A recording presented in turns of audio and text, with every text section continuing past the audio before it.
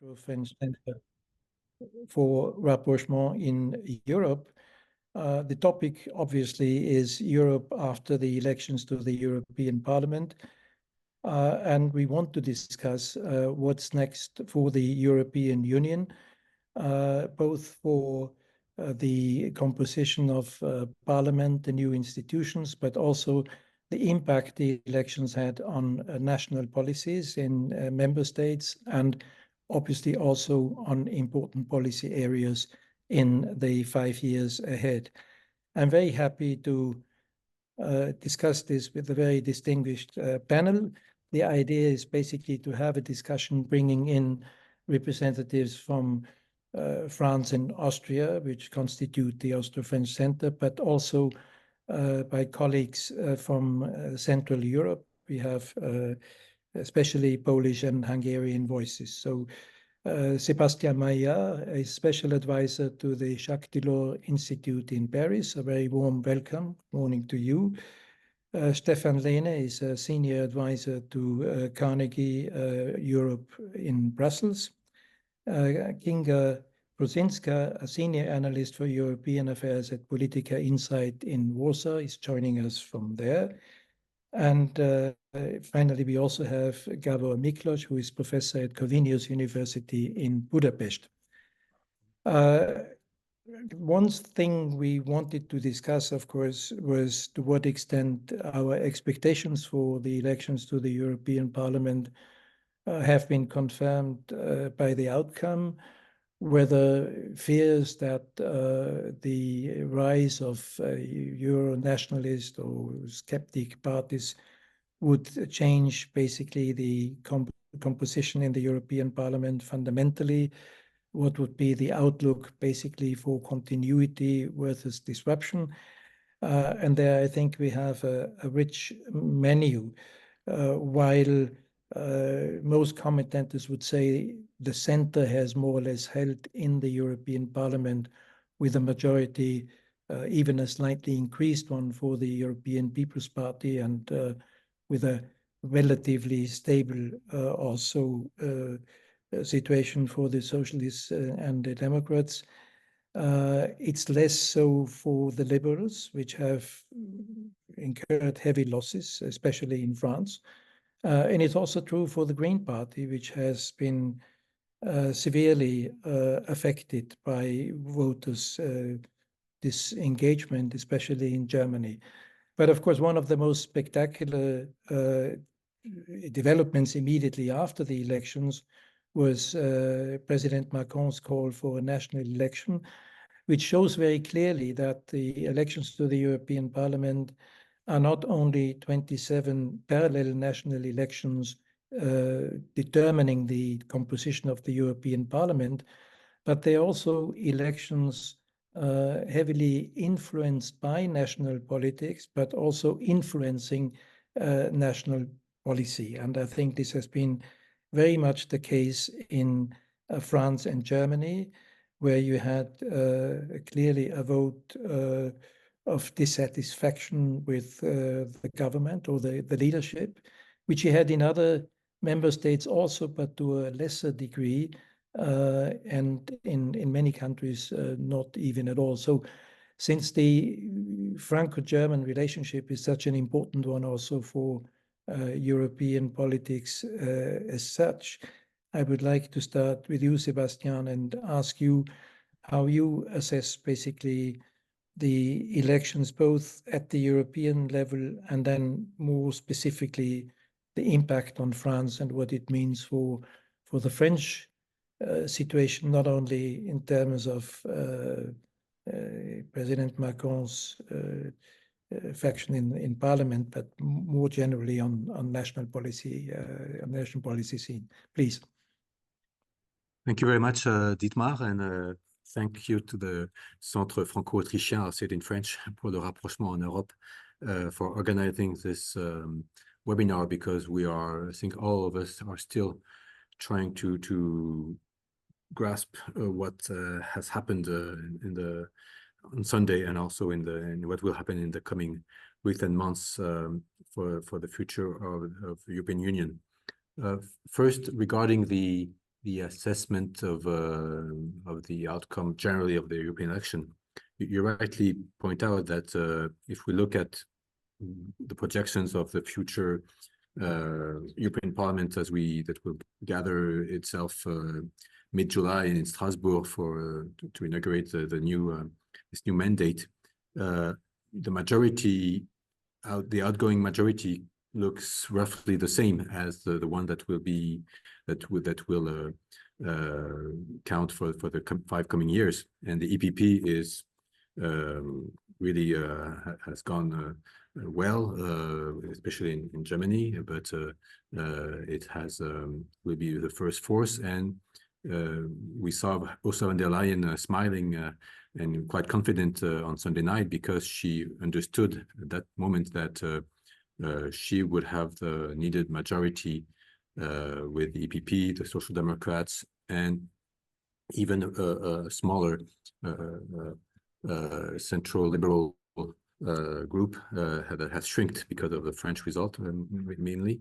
But so it's the same majority, but I think with a different political climate, because even if it looks more or less the same, and we may have, and I'm quite confident that von der Leyen will be reconducted as for another term at the head of the Commission, and perhaps Mrs. Metsola will remain head of the European Parliament. So you may think it's business as usual, but actually not, because the climate, the European climate in which this legislation will go on is different. This is because of the surge in the far right that we have witnessed in Austria, in France, in a way that was not seen yet to that stage. Of course, in Germany, where the AfD did more than the SPD. Of course, in Belgium, in the Netherlands, and actually even more perhaps to the west than to the east. But we may come back to that. And in Italy, of course. And so I suspect that the future legislation will be more conservative, and the EPP will be more looking to its right than to its left, and we will see that in the future legislation when it comes to how the energy transition is handled, the Green Pact is managed, asylum policy is done. I think we will see that in the European Parliament, but also in the European. Let's not forget the Council of the EU, where new ministers will be coming from future governments that will come out of these elections that happen in Belgium, that the future government in the Netherlands, which already wants an opt-out from the asylum pact. So government also from future elections in Austria. But there will be change also, and we may come back to that in the council, that will have a direct impact. But of course, I think the big question mark now is on France. And that leads to it's a contrast with the stability that I was describing at the beginning, where we have roughly the same kind of majority, von der Leyen that is confident to go on, but France that is entering into unknown territory, unknown political territory. It's true that the European elections in France ended up in a referendum on Macron. And that's exactly what the National Rally wanted to do. And they managed to have this theme dominant in the debate. We have had many debates throughout the months of campaign.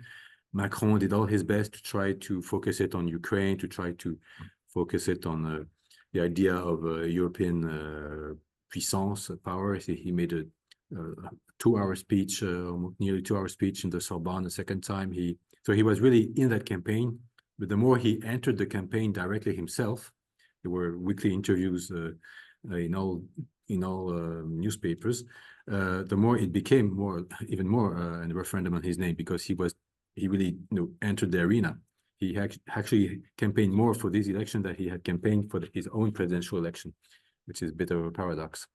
And so so that's why it became a referendum on his name, and himself he put his main opponent as Le Pen. And there was this debate between the Prime Minister Gabriel Attal and Jordan Bardella, the one leading the list for National Rally. So he really also wanted this face-to-face opposition. And I think the surprise call he did with snap elections coming up at the end of the month is to try to do it now, a referendum on the National Rally. So the European elections were a referendum on Macron. Now we're going to have a referendum on the National Rally. He's asking the French, is this what you want? Seriously.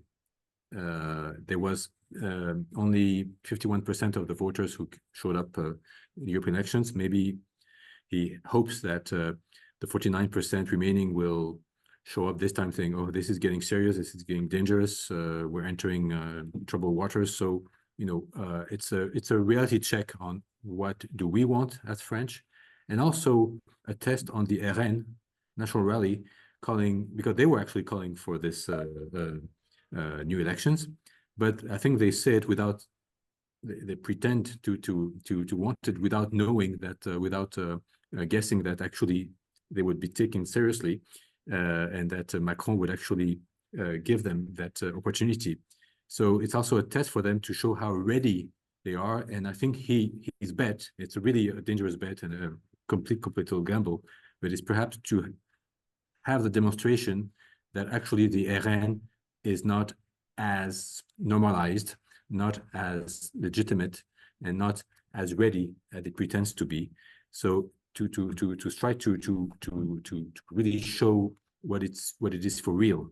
And though that if they really get into power, we will see their real face, and perhaps he's trying to save the presidential election of 2027, where we otherwise could have ended up with a national rally at the presidential election, this time winning. Because if he had not done what he has, this gamble, if he had, many commentators in the newspapers really thought that he would just do nothing. He would wait for the Olympic Games to come and the summer recess to try to move to another issue. And actually, his majority, which was already very shaky in the assembly, would just have rotten. And so it was also dangerous not to do anything in his position. But again, and it's a very coup de poker, as we say in French. It's a gamble that can turn out very badly also for him. He may, and I don't know if we will have an absolute majority on his side. Of course, he hopes to win these elections. But again, my understanding is that he's really trying to put the French voters in face of their own responsibility and ask them the true question. This time, this is for real. You have perhaps voted against me, but now you really want, does that mean that you want really the RN in power? Thank you very much, Sebastian. It's really interesting, and it shows one thing very clearly, that elections to the European Parliament, especially in this case, are not only elections to the European Parliament, but the elections are not really over in France, because the impact basically on the European Union will be even more pronounced maybe after the outcome of the French elections, because of the impact it will have on the French position. If I can add just one thing on this, Yeah. you're right, that it's the election campaign has already started now for these legislative elections. And I think what is part of the surprise shock is that it's the shortest term we have for any election. I mean, it's in 20 days. So this is also part of the surprise, that not only we have snap elections, but they're in the minimum time that the Constitution allows it to be. It has never been tested before, and it's part of the gamble. Well, thank you very much. Well, let me turn to you, Kinga. Poland, of course, is in a different situation. In many countries, we had a backlash against the government in form of a protest vote. This was certainly not the case in Poland, even though PiS polled fairly strongly, but Prime Minister Tusk, I think, clearly could see it as a vote for confirmation. So I would like to ask you on how you see sort of the situation at the European level, also maybe on the institutional lineup. Prime Minister Tusk, together with the Greek Prime Minister, has been charged also to coordinate the EPP's position on the institutional setup. And I would also be very interested to hear from you how you see the chances for Ursula von der Leyen to be recarried to the post of Commission President, but also beyond that, what are the expectations from Poland basically on the 5 years ahead, both not only in the European Parliament, but also more generally. Please, Kinga. Thank you very much, and thank you, Dietmar, and for the invitation. And I will gladly elaborate on those issues. I'm afraid we don't have such a long vision for 5 years. We have a presidential election in Poland happening in a year from now, so I think this is the point of reference. But I will maybe start with my thoughts on the general outlook of the elections, and then I will quickly proceed with the Polish political scene and developments after the announcement of the results.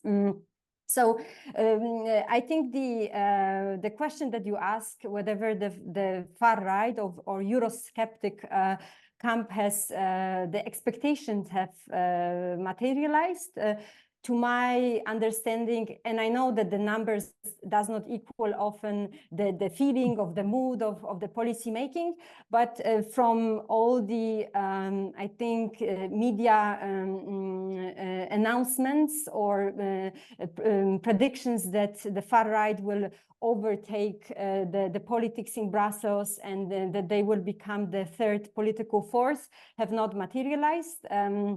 When we look at the results, even though the traditional center, the coalition has lost about 4% of the share in the chamber, they still have control 55% of the seats.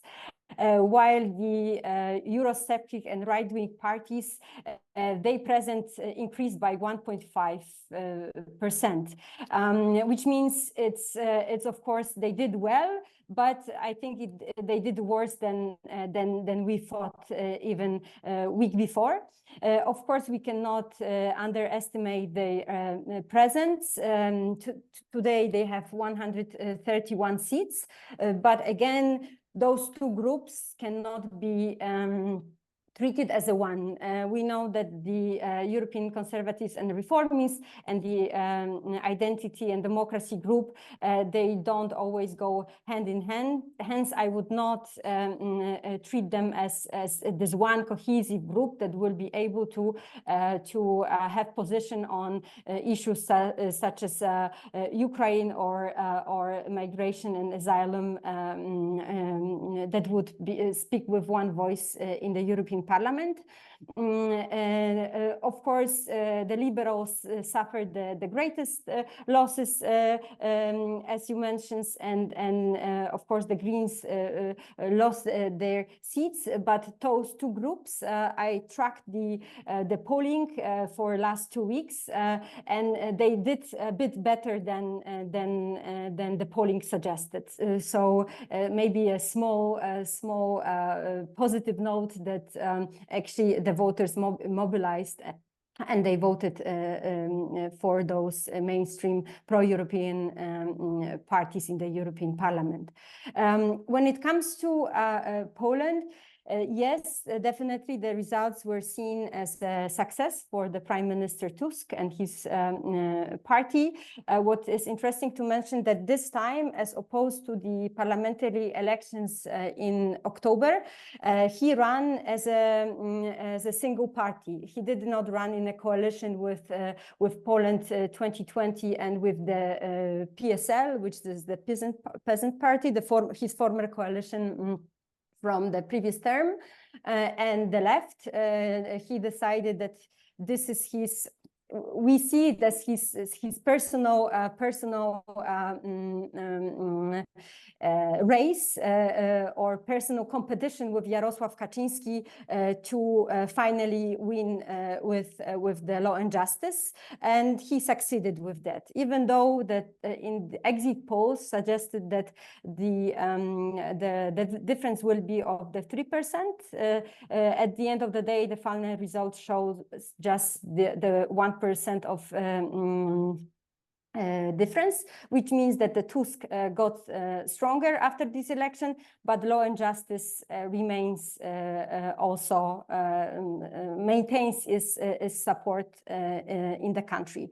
When it comes to junior partners of Tusk, they did poorly. Two of them. The left will introduce only 3 members of the European Parliament, and the same the third way, Trzecia Droga coalition. And the biggest surprise for us was the far right, Konfederacja Partii, that will actually introduce 6 members of the European Parliament. What is important to mention here, that in these elections, as in other member states, the European Union was not discussed to much extent. This was again very campaign focused on national issues, and the Konfederacja Party, the far-right party, became not only the Eurosceptic far-right one, but also the anti-establishment party. With the 30% lower turnout in these elections to compare with the parliamentary one, this party capitalized the most voters. So this result is, of course, unexpected. They did the best result in 10 years. But we will see what impact they will have also on national or European Parliament. So maybe I will sum it up that because the difference between Tusk party and Law and Justice was just 1%. This elections can be read differently, and this is, of course, what is happening on both ways. Tusk sees it as a big success, and then Law and Justice sees it as also by margin losing the election, which means also that they remain strong. And what is interesting, this coalition will never happen between Law and Justice and Konfederacja, but when you put the votes together, they will have a super majority in the Polish parliament, which of course they could change the constitution at this stage. So we are a little bit confused, but the moods are in favor of Tusk, certainly. When it comes to European Parliament, so Poland will have its biggest delegation in the EPP. They will have 22 seats, and they will be the third political force in this group. Law and Justice will have 20 seats, and they belong to the Meloni ECR group, and they will be the second force actually. So also very strong position. We will have only one representative in the Renew group. This is the Poland 2020. This far-right party, Konfederacja, is not attached. They just entered the European Parliament for the first time, and until now they have not decided which political group they will join. I don't think they will join the ECR.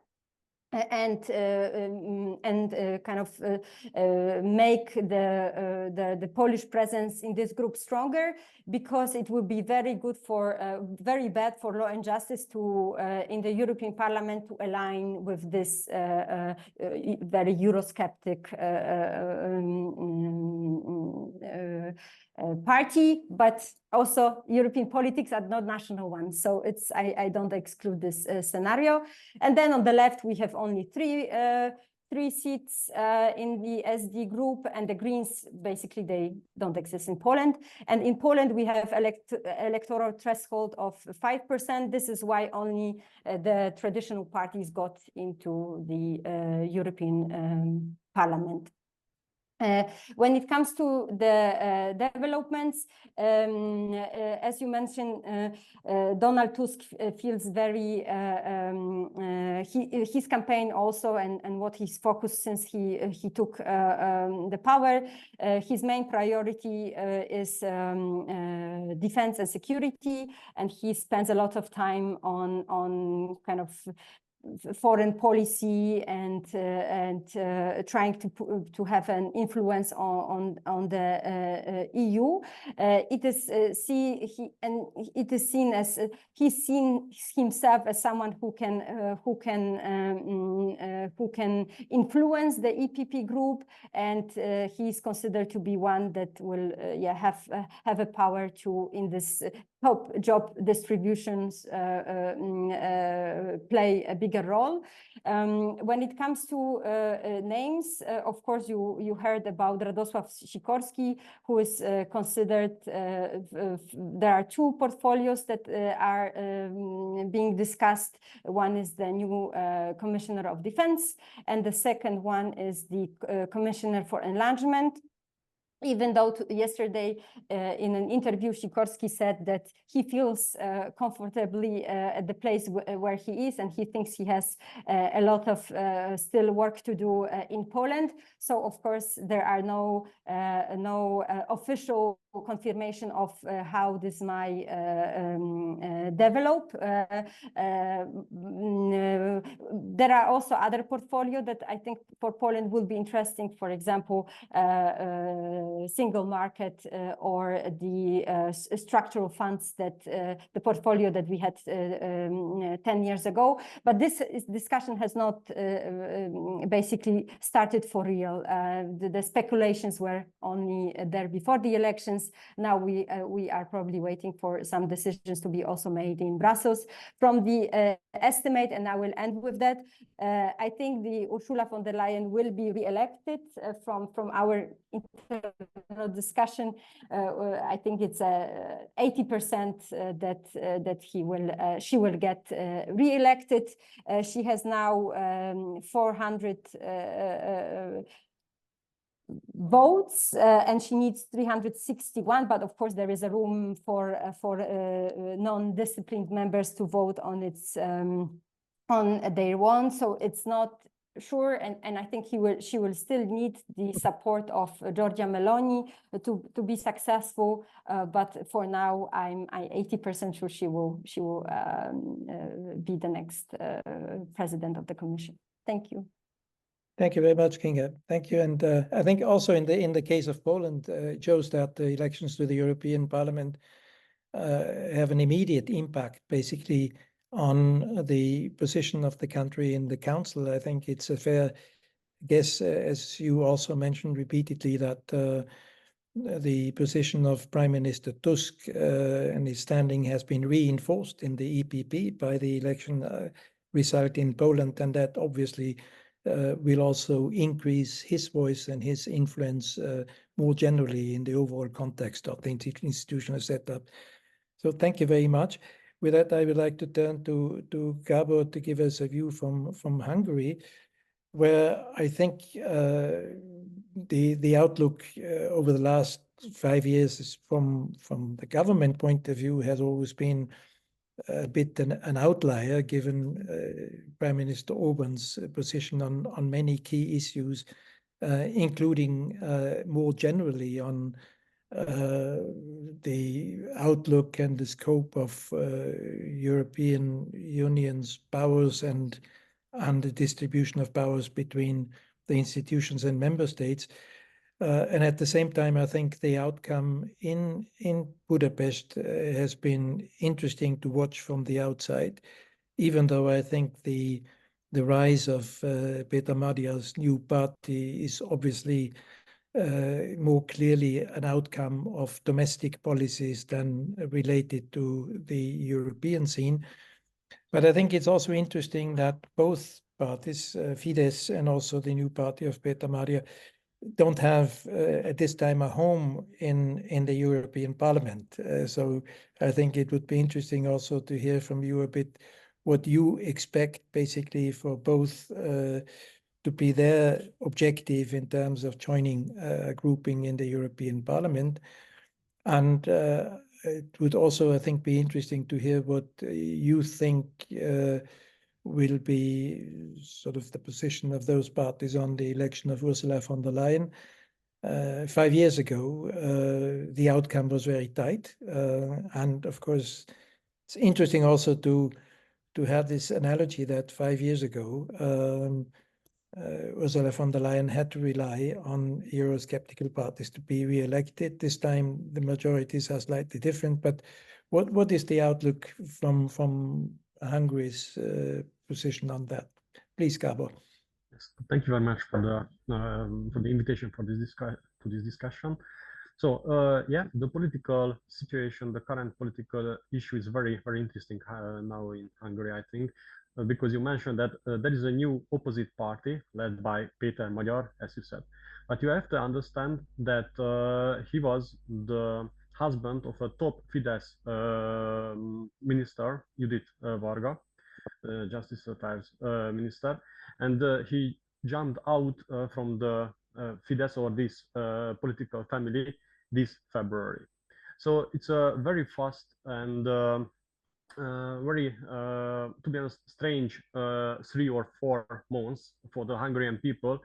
How could the Péter Magyar's party, so-called the TISA party, increase from 0% to more than 30%, considering the final result of this European Parliament referendum? To be honest, he was a right politician. If I see the relations, the former political relations in the past, before the February in 2024, but which is really interesting in Hungary, that he could collect, or his party could collect the votes from the left, the former left parties or the former opposite parties in Hungary. I mean that the classic left parties in Hungary decreased or sank drastically under 10%. For example, the best classical left party's result was only 2 seats in the European Parliament now after 2024, and the new party, the new TISA party, could get 7 seats in the future in the institution or in the European Parliament. So to be honest, we have 2 right parties, 2 big right parties here in Hungary, and 1 small far right party, and maybe a small left, classic left party here. I have to mention that the European Parliament election was combined with the local government elections as well. That's why the mobilization was really high here. A bit less than 60% of the voters went to and participate in this election. So now, as we see that the classic Fidesz or right party, the Viktor Orban's party, would like to create a new coalition with maybe the Giorgia Meloni's Italian and Le Pen's French right parties. It could be a new, maybe a sovereignty supporting right party, a new axis, political axis in the European Parliament. But of course, it will be a big political game. How we'll be able to create this new special coalition next to the EPP, next to the European People's Party, which is a new right political coalition, as I said to you. And the new party, the TISA party, would like to support the Ursula von der Leyen's European Commission in the future. And as I mentioned to you, that there is a small far right party here in Hungary. Mi hazánk, it means our home, if I would like to translate it in English. he can he can establish a coalition with the Alternative für Deutschland, so the AfD, in the European Parliament. And the classical liberal parties and the left parties in Hungary sank a lot. For example, the Liberal Party, the Momentum, was totally destroyed. He couldn't go over the 5% limit, which was the minimum limit here in Hungary. And why is it very interesting for us, this situation? Because I'm sure you know that the Hungarian presidency will start in July. I mean, the Hungarian parties, especially the Fidesz delegates and the politicians, will lead the summits and the meetings of the Council of the European Union, and there are some specialist issues like the war or the reconstruction of I don't know, Ukraine, which can be a hot topic in the next half year. To be honest, you asked me that what about the green policy in the future in Hungary, considering this result in the referendum. Now the Hungarian government would like to build a new nuclear power station to fulfill the green requirements of the European Union, but it is also a hot topic now here in Hungary, that it is necessary for us or not. Many people says that we need this nuclear power station because we cannot replace it, for example, hydropower stations. So it was a hot topic as well. But the biggest topic was the war or no war, the peace or the war question here in Hungary. It was the central topic in the last months, and maybe you know that Fidesz said that it was the most important, or the most important political goal is the ceasefire between Ukraine and Russia, and he would like, I mean, Viktor Orbán would like to support this policy in the next European Parliament period as well. And as I know, he would like to get the supporting from the mentioned Giorgia Meloni's party and Le Pen's party. Maybe there are some parties in Slovakia, for example, Robert Fico's Smer, who would like to support this policy too. We can mention some parties from Transylvania and Romania who would like to follow this agenda. And we have information that some Croatian parties, or as I know, maybe some Spanish parties would like to support this policy. So summarizingly, I can say to you that maybe there will be a new right sovereignty supporting coalition in the European Parliament, if I see the Orban's idea now, and they would like to keep the peace, no war the term or words on the table. Thank you very much, Gabor. Stefan, of course, in Austria, it was widely expected that the right-wing Freedom Party would come out on top of the European elections. And I think if you look at the election campaign, it's also clearly the case that to a large extent, it was also a vote of no confidence in the government. And the real test, of course, as all party representatives said after the elections, is still ahead, with national elections coming up in September. But I also wondered whether you could focus a bit on sort of the likely realignment of groupings. I mean, we have the traditional center coalition between the EPP, the Social Democrats, and the Liberals. Will that be expanded? What will be the role of the Greens? I think it's also very interesting, and Gabor already sort of focused on that, potential regroupments Eurosceptic or anti-European parties, even on the right, and what it will mean also for the new institutional setup. I think we come to the question on the impact of politics in the second round, but I think it would also be, I think it's useful to always remember that these elections were held in an entirely different context from the elections 5 years ago in 2019, which was, of course, pre-COVID, before the war in Ukraine. So I think we also always have to take into account a bit the completely changed geopolitical situation we find ourselves in. Stefan, please. Thanks, Dietmar. Thanks for having me. I had a look at the Eurelex website. It's a very good website to give you an overview of the results of the elections. They have a beautiful map of Europe where you see which party came out on top in the various countries. And it's an extremely colorful map.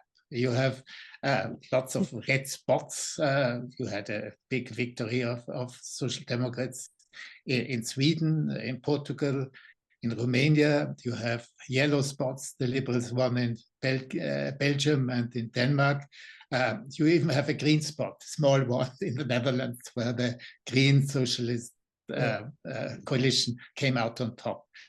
And you have, of course, dark spots, basically the ECR and the ID with big victories, particularly in France and in Italy, but also in Austria.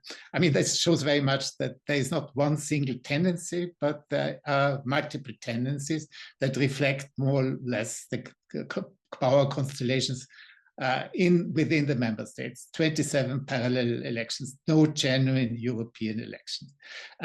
I think one cannot speak of a surge of the radical right, because surge implies something very sudden and very big. But you can certainly speak about the consolidation of the radical right and of its normalization.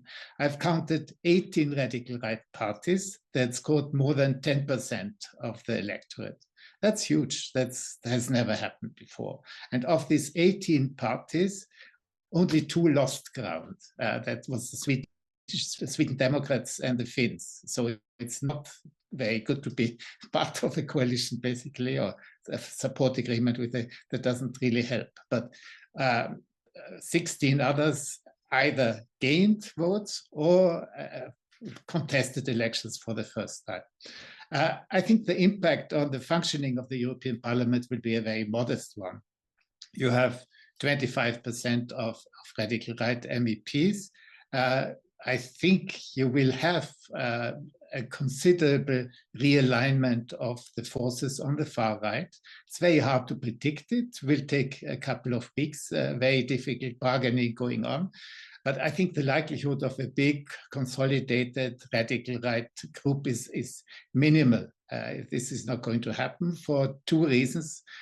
One reason is Meloni. Meloni is trying very hard. She's reinforced. She says now the Italian government is the strongest government, not only in Europe, but also in the G7. She's really triumphant. And she wants to really continue her move towards the mainstream. And therefore, she doesn't want to be associated with parties to her right, which will make this considerably more different. The second reason is, of course, Ukraine. I think the radical right parties are sharply divided on this issue, and it's extremely unlikely that they will come together in a single group. Also, I think the fact is that a large number of radical right MEPs are not interested in parliamentary work at all. Right? They are using their participation as a kind of a platform for propaganda and public relations towards the various national states. They are not a factor in the decision-making of the European Parliament. So altogether, I think this also means that the European People's Party will be the strongest factor. I think the Liberal parties have lost their function as a kingmaker. So the EPP can move towards the left, it can move towards the right. It has a key position for the next legislature. I think, as Kinga and others have pointed out, von der Leyen's chances to be re-elected are excellent at this point. I think certainly these three groupings on which the primarily responded. She cannot count on getting every single MEP to vote for her. Some of them, the Republicans in France, for instance, definitely will not. But I think she will have sufficient support, and she doesn't need sort of a formal coalition agreement with other groupings, right? Because I think with Meloni, if she gives the Italians a very juicy portfolio, that might be enough to give some sort of discrete instructions to the Fratelli d'Italia MEPs to do the right thing. So I'm quite confident that she will be re-elected. The real worries, you've pointed this out already at the beginning, is of course the repercussion on the national level. At the moment, you have 8 governments that have a radical right component in it, or a parliamentary agreement with it. Before the end of the year, it might be 10, it might even be more. This means Europe is turning more nationalistic. And that at the time when the challenges before us require more collective European action. I think, for instance, the European Commission will have to make a proposal in 2025 for the next financial framework. There will be a huge demand for additional resources, for enlargement, for climate transition, for new industrial policy, for Ukraine reconstructions, etc. And the money might still simply not be there. And this is a sort of a critical issue. And if governments are more nationalistic, more looking at their own immediate concerns, this might be an extremely difficult situation for the European as a whole. And this is really reinforced by what happened in Germany and France. You have a collapse of popular support for the leaders of these two countries. They respond in a very different way. I think Macron started a high-stakes gamble that can go right, but easily can also bring Le Pen into power. In Germany, I think the most likely outcome of this election, of this loss of popular support, is that the infighting in the coalition will get even worse. And that could lead to sort of paralysis. So you will have big drama in France and maybe nothing much in action in Germany. In both cases, you will not have German-French leadership, and that's exactly what the EU will need in the coming years. So that's a very worrying situation.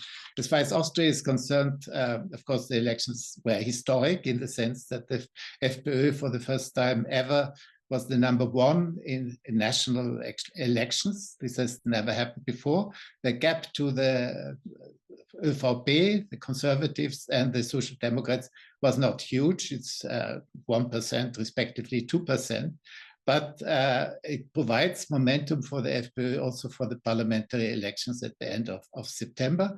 There, according to polling for these elections, the lead of the FPÖ looks much bigger and will be difficult to catch up for the other parties.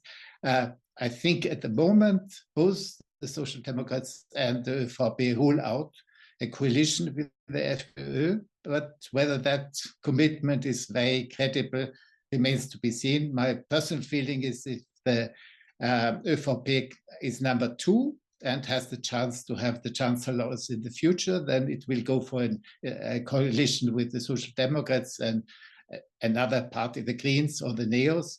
However, if the SPÖ is in the second spot, there will be huge pressure within the ÖVP to move in the direction of a coalition with the FPÖ in some form or fashion. And that might be a very worrying development, not just for the EU, not just for Austria, but also for the EU. Thank you. Thank you very much. Thank you very much, Stefan, for this analysis. I think we still have about 25 minutes, and in a second round, would like to focus a bit on more specifically the impact of the elections, either through the European Parliament or through the repercussions on national governments on specific policy areas. I already mentioned that 5 years ago, in a completely different geopolitical context. The Commission, with the support of important member states, especially Germany and France, proclaimed the Green Deal, and the climate change was top of the agenda, the digital transformation. So it was a very much a future-oriented agenda, driven to a certain extent also by, at the time, the rise of the Greens, which in the meantime, to some extent, have become a mainstream policy. The question is, how does it look now, not only because we have a stronger, if you want, climate skeptic constituency in the right-wing parties, but because, as you, some of you also mentioned, in the EPP, basically, there has been a bit of a backlash to a certain extent. And it's also a fact that if you look at what are the main concerns of voters now, it's not climate change topping the agenda, but it's more security and peace. It's number one, migration number two, and climate change really comes as not a distant number three, but as something which is no longer top of the agenda, which of course is largely due also to the impact of Russia's war of aggression on Ukraine.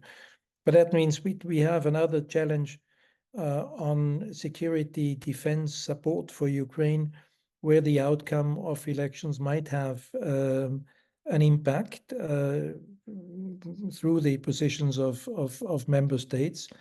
And another area, of course, which, for instance, Mr. Wilders in the Netherlands also mentioned as an area ripe for renegotiation, is the Migration Pact. So we will have a number of areas, I think, where the elections will have an impact on the policy agenda. And of course, a key issue will be what is the future for Franco-German cooperation and the ability in the changed circumstances to drive the agenda, to a certain extent also together with Poland, where the Weimar Triangle also is something where I think some people had hoped for a strong sort of center in terms also of defense and security policy. Sebastian, could I ask you to comment on that again? Yes. Well, in the French case, it's difficult to foresee what will be the French position, since there are these elections coming up by the end of the month, and depending on who wins, if Macron wins his gamble, and so he will regain his political capital and influence, and I think that will have an impact. And on the contrary, he has to cope with RN. Of course, we will see a difference. In any case, I believe that the economic security agenda remains for France, also with the national rally in government, or and anyways now become very important in French politics. This Europe that protects, anything that can be done to produce in Europe and produce in France, and protect tenders from harsh from competition, from Chinese competition. I think this will remain on the French demand towards Europe. I believe that also on defense, there will be also a strong demand that Europe equips itself more. I think that's also a common stance. Even actually, if Macron had to cope with a national rally government, he will remain sitting at the European Council. The head of state in France keeps foreign affairs, so I'm quite sure he would try to stick to this agenda. I think he will have more difficulty in issuing a new European debt. You know that he campaigned a lot, even in Germany, saying that we need money, and I think the Draghi report that will be released in July will also argue for this, that in order to have a European defense, in order to finance the Green Deal or more generally the energy transition. And for enlargement, we need new fresh money. But I think this will be more difficult, not only because we know that the German position is not very tempted to go in that direction, and as you mentioned, as Stefan Lenne mentioned, the coalition with the FDP will even be will really veto this. The future Dutch government will be even more against it than before.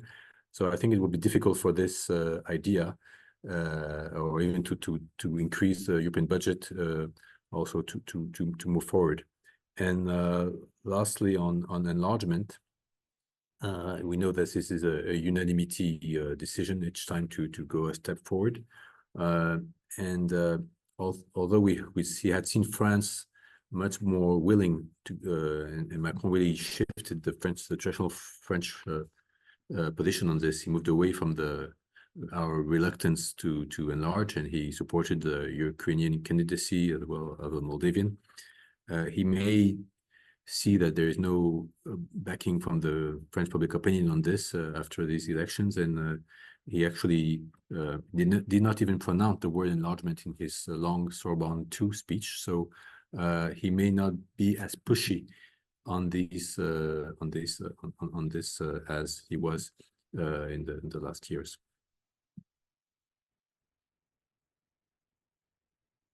Thank you very much, Sebastian. I also have two questions from the audience, which I maybe would like the other interventors to comment on. One, you already mentioned, Sebastian, enlargement. And enlargement is very often linked with institutional reforms. What are the prospects for that, maybe also? And one comment or question was, to what extent can we expect also possibly a pro-European evolution of right-wing or Eurosceptic parties, also against the background of a possible future term for after the American elections for president, or the former President Trump? Kinga, could you maybe comment next? Thank you very much. So I will actually wanted to refer also to the discussion in Poland about the EU institutional reform and EU enlargement. But I will maybe start with just outlining three priorities for the Polish government. So first and foremost, support for Ukraine will be something that Poland will be pushing for, and this narrative of West not letting West forget about helping Ukraine is something that pops up all the time in the discussion. This is why Donald Tusk says that he focuses on Poland cannot defend itself alone. This is why all this investment in getting allies together is something that he will certainly be focusing on in the next years. When it comes to security and defense in a broader sense, this is seen in two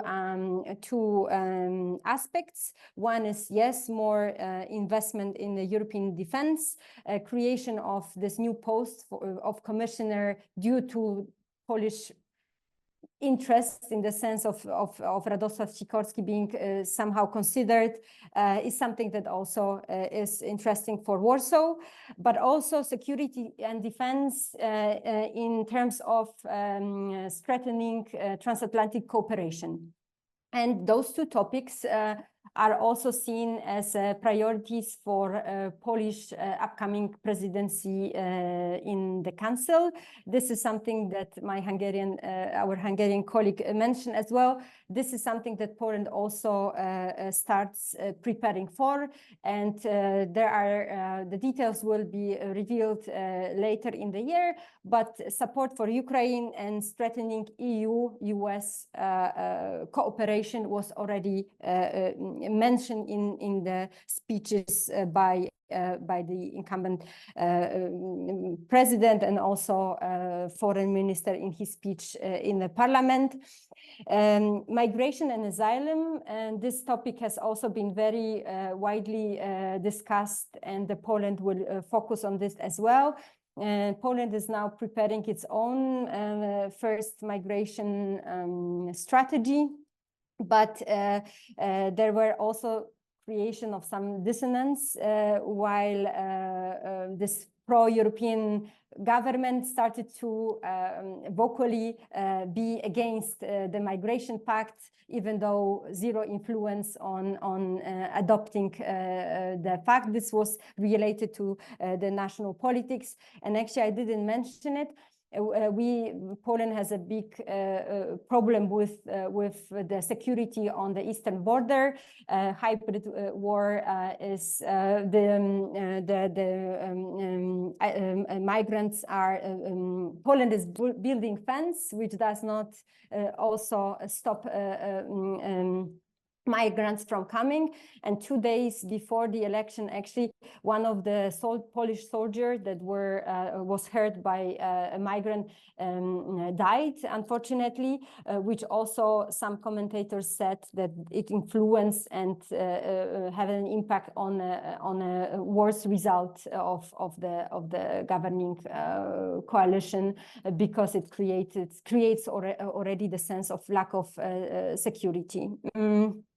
When it comes to format, I mentioned the EU presidency, but also, of course, the Weimar Triangle is something that the Polish government is hoping for and investing a lot of political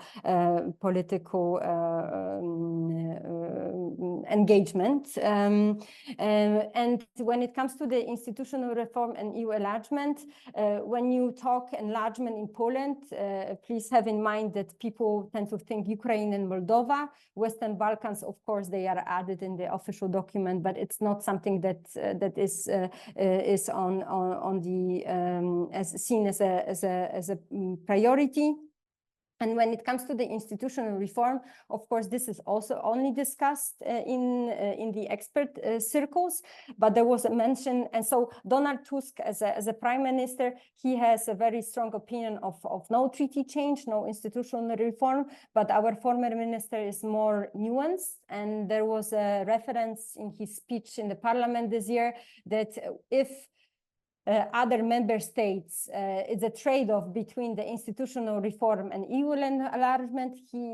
Polish government will be open to for some constructive discussions. So 2 areas were mentioned of introducing the qualitative majority voting, for example, in a sanction, or the second decision of deployment of the EU mission. That these are, for example, the fields when Poland will be open for discussion when it comes to making and some adjustments. When it comes to finally the veto power, I will just end with that there is, and it is related to the institutional reform, that there is a growing frustration in Warsaw about Hungarian position on Ukraine and the European politics, which might trigger as well or incentivize the government to find some constructive solution in this field. Thank you. Thank you, Kinga. You already mentioned the differences between Poland and Hungary, both on the situation of Ukraine, but maybe also in a slightly different way on enlargement and on institutional reforms. Gabor, you already mentioned in your first intervention also Hungary's stance on the Ukraine to a certain extent. Maybe you could just elaborate a bit on how this will work out also against the background of the incoming Hungarian presidency. What can we expect from that? I think we don't really need to focus much on climate change because most of the legislation has already been done and there isn't really anything of priority concerns coming up. But on defense, security and migration, clearly there are concerns about the Hungarian position. Please. as you see here in Hungary, that the high supporting situation for the right parties is a consequences, is an answer for the bad decision of the European institution in the last 5 years. I mean that the illegal migration was a big problem here in Europe. That is the reason why we need and why Hungary built a new iron fence on the border between Hungary and Serbia, and it works. So that is the one reason why the right parties is very strong here in Hungary, or maybe in Central Europe as well. So I think it's this is the theoretical answer, my theoretical answer for this for your question. So let's see the second issue, the Ukraine issue. When we talk about Ukraine, I mean, Hungary always think of the Hungarian minority in the very west part of Ukraine, which means about 150,000 Hungarian people who live in this region, and we were one of the biggest supporter of Ukraine. For example, we was that country who recognized firstly in the world Ukraine as a sovereign country in 1991, and Hungary was the biggest investor, especially in these regions, before the war. But due to the Poroshenko presidency and the Zelensky presidency in the last decade, the Hungarian programs, or the Hungarian, for example, bailout package in Ukraine was pushed back to Hungary. And on the other hand, the human rights for Hungarians was the big question for us. We would like to get back the human rights. We would like to increase back the human rights for the Hungarian minorities in the same level like was in just before 2018, before the Zelensky victory in the last election. So when Kyiv and Budapest could finish this negotiation about this topic, I'm sure and I think we can continue the negotiation talk with Ukraine and Moldavia. And on the other hand, when we talk about Ukraine, we have to see the new or the old candidates, the old candidates in the Balkan Peninsula. Kinga have already mentioned that the Balkan countries are another question for the European institution. And when Belgrade, Skopje, or for example Podgorica asked the Central European countries that what we need to continue the negotiation talk with these countries, I mean the negotiation talk between European institution and the Balkan countries, they always ask us that shall we start to fight again, and because it's a very dangerous geopolitical issue, again, like considering now today, Milorad Dodik, the president of Splitska Republika, announced that they will leave the Bosnia-Herzegovina country in the, I don't know, in the very close future. So the program of the presidency, of the Hungarian presidency, contains the Balkan issue again, because if you see the next presidency, which will come in the future, there will be no countries who will provide the Balkan topic again. And finally, you asked me about the green policy. I've already mentioned you that the second big nuclear power station is being built now in Hungary, because the Hungarian export market, or the export sector, is based on the car manufacturing. And if the European institution decided about the new way for the car industry to give up the classic fuel sector, and we would like to strengthen the batteries and the green cars, it means that we have to prepare our country to change the position from the classic car manufacturing to the green ones. That is the reason why Hungary invited the battery factories into Hungary and into our region. Thank you very much, Gabor. Stefan, I would like you to maybe wrap up the discussion. Maybe a word on enlargement, but more generally, you already very much focused on on the money, on finance, and what it means basically for something which has not been named specifically in this discussion, what sometimes we call strategic autonomy or sovereignty. We talked about security, defense. There is also the issue of the European position in terms of trade policy, etc. So in the larger context, when 5 years ago, after von der Leyen was elected president of the Commission, she talked about the geopolitical commission. Now, 5 years later, we are forced into a geopolitical situation where the European Union, some would say, has been forced to become an actor. I think we also have to look at this against the background of what some at the beginning of this year saw as a decisive election year on the global level. We had elections in India, in South Africa, in Indonesia, etc. But the most important elections for the world are still ahead of us, and that's in November in the United States. So could you maybe, when you sort of give a short outlook on where we will possibly go forward after the European election, also sort of comment a bit on what could be the impact, the looming impact of a possible second term for President Trump, and if not, what would be basically the future policy direction for the European Union? Thank you very much, Dietmar. 3 points first on the climate, the Green Deal. You're right. Most of the legislation is done. It was easy to agree on very ambitious targets. It was more difficult to agree on legislation, but now we come to implementation, right? And suddenly this impacts on the lifestyle of citizens, and the citizens have not been prepared for this impact. Therefore, you have a backlash in many countries. You see it very much in the decline of support for green parties. And you will see that with the kind of implementation that we are seeing, the targets can't be reached, right? So this is a huge problem at the time when the manifestations of climate change become more painful and more unacceptable day to day. People say we need to pause climate policies, but climate change, of course, accelerates. It doesn't pause.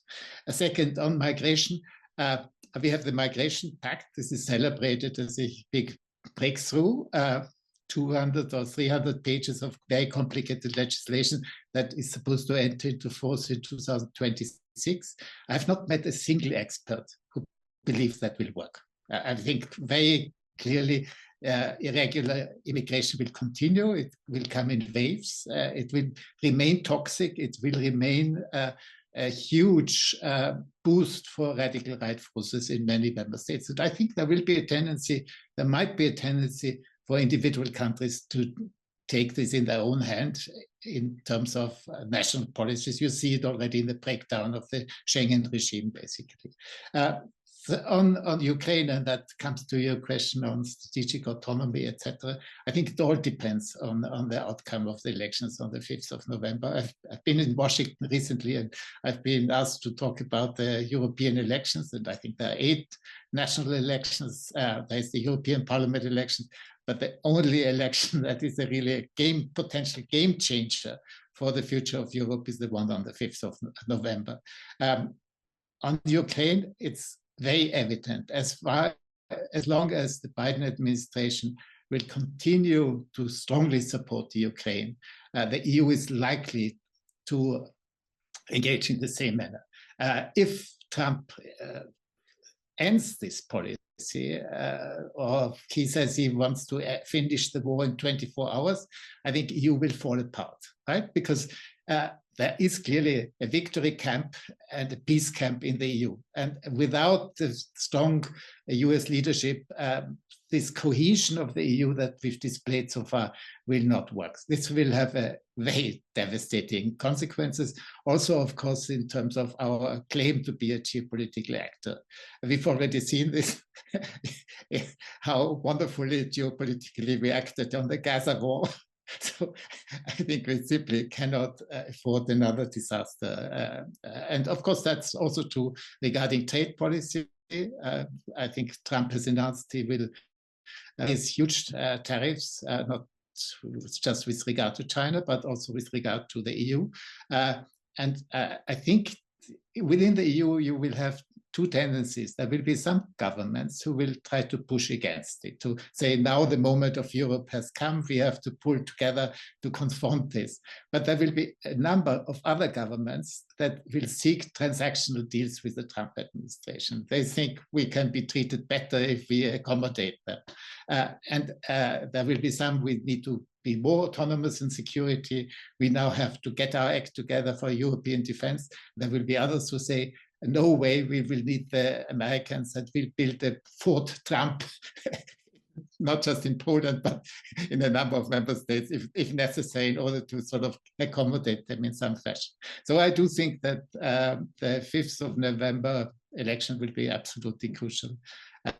If it goes wrong, I think we're in bad shape. Thank you. Thank you very much, Stefan. It's not an entirely optimistic outlook and picture you painted. But it also shows, of course, that after the elections is before the elections in many ways, first in France and then later in the United States, and some elections in between, like in Austria. Thank you all for, I think, a very interesting discussion, something probably to be continued, especially against the background of what you have just said. And I would like to thank you all for being open and frank. And I think in the name of all of us, to Sebastian, I would simply say good luck in France. Merci. That's something we will all watch with great interest. So the French elections, to a certain extent, are the next European elections. Thank you, all of you, for joining us, and goodbye. Thank you. Thank you. Goodbye. Bye-bye.